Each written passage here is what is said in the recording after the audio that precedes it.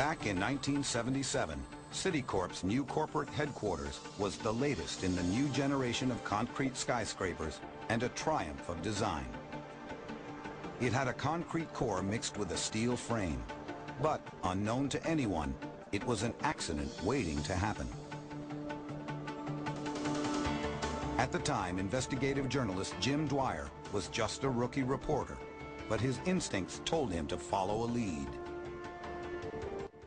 A friend of mine gave me a tip that he'd heard that the Citicorp Tower, which was the gleaming new skyscraper built in the depth of the Depression of New York in 1970s, had actually been built with a flaw in it that made it susceptible to blowing over in high winds. Jim learned that two routine oversights might send the Citicorp building crashing. He discovered no one had ever tested the structure to see how well it would resist the loads exerted by high winds at the corners. In those days, building regulations simply didn't require it. Because the tower was braced with diagonal steel beams arranged as V-shaped chevrons, they thought this wasn't a problem, but only if they were strong enough. If those chevrons were susceptible to being compromised at any point, particularly the weakest point, which is where they were joined, then the building might actually fail.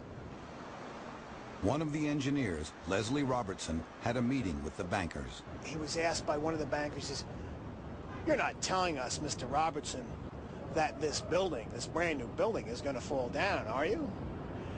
And he said, "Gentlemen, if the wind blows," and he had a clipboard in his hand and went.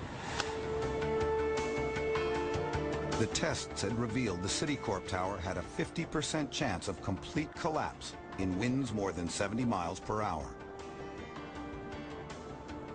Typical for hurricanes hitting the East Coast in the autumn.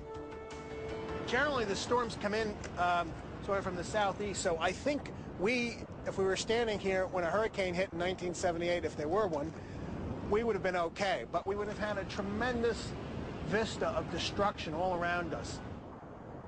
The discovery had been made in July, meaning engineers had just weeks before the onset of hurricane season to strengthen the tower. To avoid panic, they had to do this in secret.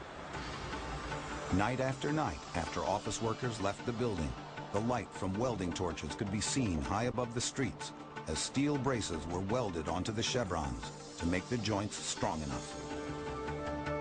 The near miss showed just how risky building tall can be. And if this was true in the 1970s in New York,